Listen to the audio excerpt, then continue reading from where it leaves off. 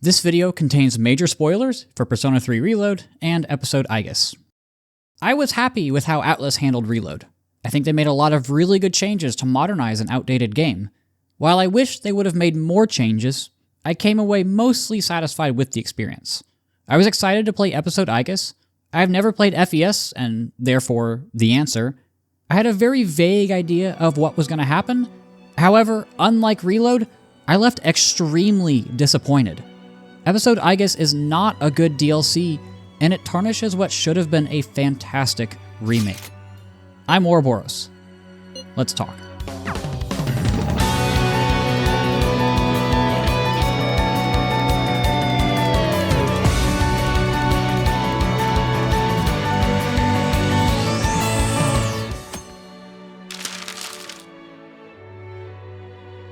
Episode Aigis takes place 3.5 weeks after the ending of P3.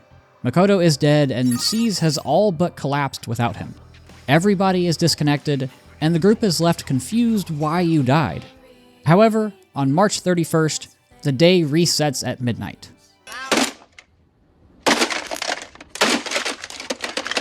Yeah, let's get the obvious comparison out of the way. It's Groundhog Day Persona. It is what it is. Anyway, Seize is basically in the process of disbanding when they're all attacked by a mysterious figure. Aigis, driven by her resolve to save her team and not lose another friend, awakens to the power of the wildcard and summons Orpheus. They defeat the intruder, who then gives us all the exposition. We learn that Metis is Aigis' sister, apparently, and that they're all stuck in this time loop because of the abyss of time. So, Seize once again sets off to fight shadows and explore the abyss in hopes of fighting their way out of this predicament. This is a fantastic opening. I can't even begin to describe how invested and excited I was to start the game after the first 30 minutes. Everything that we see here is so realistic. Seize is confused and, honestly, really depressed that you're dead, and because being close is a constant reminder that Makoto is gone, they drift away. They were never really that close in the main game. Seize is by far the most distant of the main groups, but we really see the downsides of that here. They don't bond together and help each other through the pain, they grow apart. They all deal with this overwhelming pain in their own ways. Yukari is, well, a distant bitch in this DLC, and apparently it's actually been toned down from the answer. The tone of the opening is really in line with the themes of the base game. Death, and how we handle it. Unfortunately for Seize, many of them haven't accepted Makoto's death. I say all of this like it's some long, drawn-out, hour-long opening, but it's really not. As soon as Metis attacks, we're thrown directly into combat and given control over Aigis. She's an interesting choice for a Persona protagonist, well, at least for the modern series. She's an actual character with emotions, thoughts, and motivations. She's not a blank slate for us to control. Even though you have some dialogue options for her, she will also answer on her own, and we even get to hear her inner dialogue during certain parts of the game. The team is wary of Metis during the opening, and really through most of the game. They roast her while she's tied up in a chair, and this is when you first realize that she's nothing more than a scared child. Seize puts Aigis in charge of operations, and Yukari is really hesitant to her being the leader, which we later learn is because of her jealousy. I was a bit of an emotional wreck during this segment, from the presentation, which I promise we'll get to later, to going to the second floor and seeing it called his room. Sadly, that's the bulk of the story we get until the very end of the game. After clearing a block of Tartarus, the abyss of time, definitely not Tartarus, we are shown glimpses into each character's past, which is cool. It's nice to see the backstory for all the characters, is what I would be saying, except these are all things we've known before. There's really no need for any of these scenes. We know Junpei's dad is a deadbeat, we've seen Yukari open the letter from her father, we know all of these things. They don't add anything. So you end up spending 3 hours fighting shadows for like 5 minutes of dialogue that literally doesn't add anything to any of the characters. It doesn't change their motivations or personalities because those things already happened. I can see someone trying to compare it to the memories from Breath of the Wild or Tears of the Kingdom, but those work because you're trying to piece together a story. You know the big picture of what happened, but how it happened, and all of the details are completely unknown. We already know what's happened with these characters because we spent 70 hours in the base game getting to know them and their backstories. And in every single one of the scenes with Cease talking, Metis just kind of awkwardly stands there. She doesn't really serve any purpose other than giving out exposition and constantly calling Aigis her sister. There's also no story progression in any of these memories. They're completely disconnected from each other. And the thing that really pushes me over the edge is the party constantly acting completely confused when they see Makoto's shadow. Like, it's so obvious. It's so obvious that it's Makoto. And you have to sit there for like 15 hours listening to Fuka go, what is that thing? Is it leading us somewhere? What is its purpose? It's so frustrating because, at least for me, I feel like I'm never this far ahead of the main characters in a Persona game. Yeah, sometimes I can make predictions that turn out to be true, but it's so frustrating hearing the same lines over and over again when you clearly know what's happening. Then you add on top the optional hangouts with party members. I loved the linked episodes in Reload. It felt like Atlus was doing as much as they could to make up for the lack of male social links. But here, they suck. They're so short, they're not even voice acted. There's no story and a complete lack of direction. They're terrible. It's basically just a few characters doing mundane things like watching TV, which, okay, yeah, that's how social links usually are, but with those, you look forward to how the characters grow and develop throughout them. Here, there's none of that. What's even worse is that Atlus makes you choose whether you want to see these sad little mundane conversations or gain equipment upgrades because of the Twilight fragments. They were so well implemented in Reload, and they completely botched them in episode Aigis. So at first, you obviously want to go for the hangouts because spending time with people is the joy of playing a Persona game. Then you realize that the hangouts are trash. Then you realize that nearly the entire game is just the Abyss. So you go from making the difficult decision to bypass meaningful combat upgrades to not really caring either way. You don't care about the stories because, well, there's no story, and you don't care about the combat because you're so burnt out on fighting unremarkable shadows. But what bugs me the most is that the Twilight fragments are a microcosm of episode Aigis. Everything you do in the life sim affects the dungeon crawling, and everything you do in the dungeon crawling affects the life sim.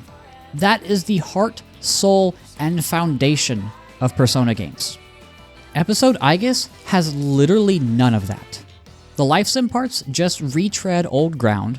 All of the upgrades you get for the party members are things that you've almost certainly already unlocked in the base game, and the dungeon crawling rewards you with basically nothing. Realistically, Episode Aigis is an SMT game. It's not a Persona game. But if I wanted to play an SMT game, I would have just played SMT 5. But I didn't like SMT 5 because it has severe pacing issues. It's one of the few games that I was super excited to try out, but never finished. Atlus, you split these series up for a reason. Why does Episode Aigis feel like you're trying to merge them back together? Okay, that was a lot of complaining. Let's get back to some of the positives. The good news is that the few times that Episode Aigis does stick the landing, it's brilliant. I've already mentioned how much I love the opening of this game, but the scenes after defeating Shadow Makoto are fantastic. We get to see the two conflicting viewpoints on what to do with the keys, and this, to me, is easily the best part of the entire DLC. Yukari and Mitsuru are determined to brave the risky past in order to potentially bring him back, whereas Ken and Akihiko want to honor the sacrifice he made and push towards the future. And then you have Junpei and Koromaru just chilling there like, hey guys, let's not rush into this, even though Metis blatantly tells you that you don't have time to waste. Yeah, I think that the last two don't really fit into the conversation very well. It could have been cool to have them on your side, but it is what it is. After 15 hours of bullshit, it's finally getting good. I wish that Atlas would have given us the option to side with different party members and have the last few hours of story play out differently depending on who you sided with. I understand that would have taken more development, but we're in control of Aigis, so the decision should be ours. But we fight through, and Metis tells us that losing our key means dying for some reason? Okay? It doesn't really add up because it doesn't work like that for the other party members. Alright, I guess we need a reason for Aigis to keep fighting, so we keep fighting because Metis apparently knows everything. I don't really like her as a character. It feels like she just exists to throw exposition your way. Oh, what's the Abyss? Yeah, Metis knows. And what do these keys do? Metis knows that as well. How do we escape? Metis kind of knows. I never felt attached to her. You know, because I'm attached to the other 7 characters who I've spent 70 plus hours with in the base game. I get that we're supposed to be sympathetic to her, and the scene where she breaks down in the Colosseum is nice, but the other 95% of the time, she's really just a glorified combat unit. The heartfelt cry fights are the peak of the story, and the parts when we get insight into Aigis' thoughts are fantastic. So why isn't there more of that? Seeing Yukari break down after failing is spectacular, and I love the idea that there are people in Seas who can't move on. I can't reiterate this enough. There should have been more sections in the game like this. Of course, you do end up seeing what happens to Makoto and eventually fight Erebus, which feels like a bit of an odd final boss. It's just kind of there. It didn't seem like the Great Seal was going anywhere anytime soon, and Erebus is just gonna come back, so why did we fight it again? On the bright side, Aigis didn't die at the end. I was 50-50 on this during the scene in the Velvet Room and would have been royally pissed if they killed her off just like that. With my qualms about the story out of the way, it's time for me to tear apart the gameplay.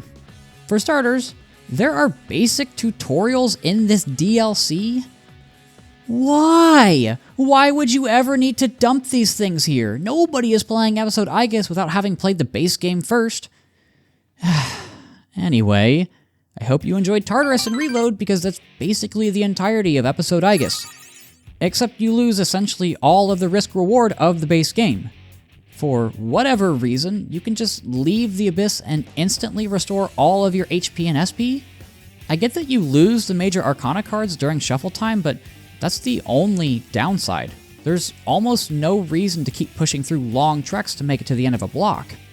That's what made Tartarus at least a little exciting. You have to manage every little drop of HP, SP, and your items, especially to maximize all of your time. You don't want to waste time returning to Tartarus when you could be spending that time with your social links. I don't really like the way Aigis controls in the Abyss. I mean, she runs exactly the same as Makoto, but her ambush feels so awkward to use. It's like going back to the old Persona 3 games. You basically lose all of your momentum when you attack out of a sprint, so I found myself sprinting, letting go of sprint, and then attacking.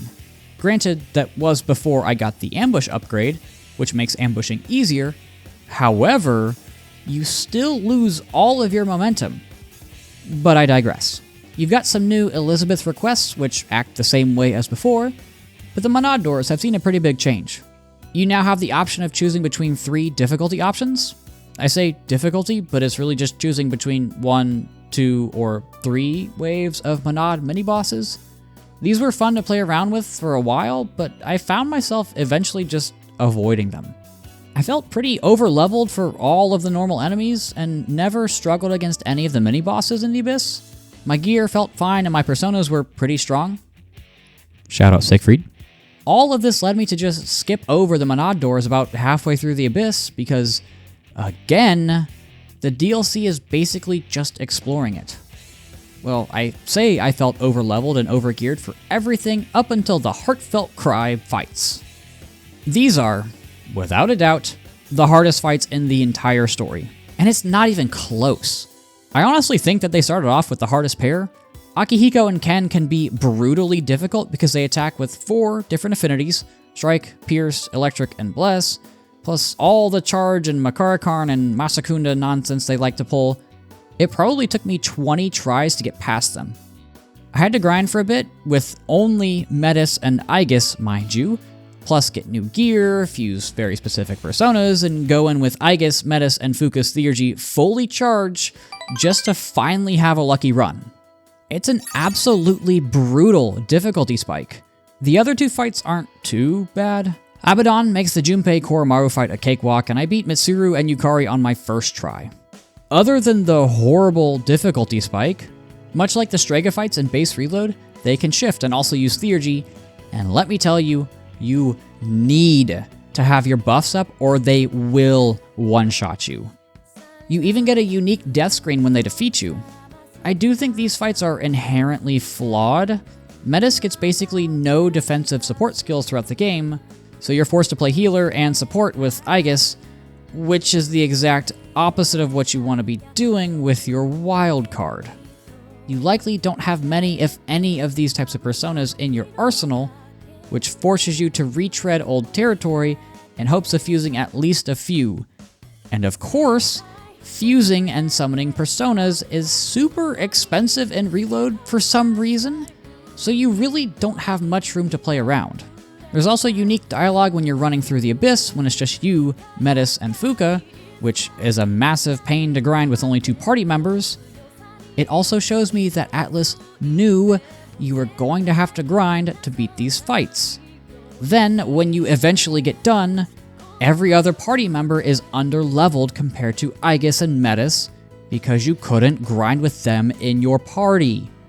I just waited for one of the clocks to show up and leveled up a couple party members to do the Erebus fight, which is surprisingly not that difficult compared to the previous fights. Fortunately, I tried to save the best part of the DLC for last, and that of course is the presentation. After playing a little bit of Metaphor ReFantazio, I've come to the conclusion that Atlas has become the UI dev team.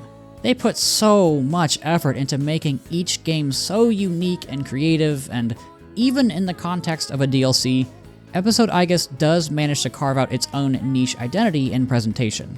The opening animation and lyrics are just so sad. There's a huge focus on Aigis chasing after Makoto, and for good reason. Her entire purpose was to protect him. He was her everything, and now that he's gone, she's lost her reason for living. You can see the pain and regret in the rest of Seas, and we even get brief glimpses of Metis and the fights in the Colosseum. The menu UI further reinforces her hopeless feelings. It's really depressing, honestly, which is perfectly in line with P3. There's a nice little distinction that I noticed with the music too. Memories of the Dorm plays, well, when you're in the dorm, but when you go to Paulownia Mall, it plays when the moon's reaching out stars. One area is when Makoto was alive, and the other when he's dead. Just a nice little detail. I do like the music that plays during the party member fights. Heartfelt Cry starts off with a tragic piano melody before transitioning into more traditional boss music. There are also smaller musical cues that are cool, like how the music in the Abyss changes, not based on what block you're in, but based off the aesthetic of each area.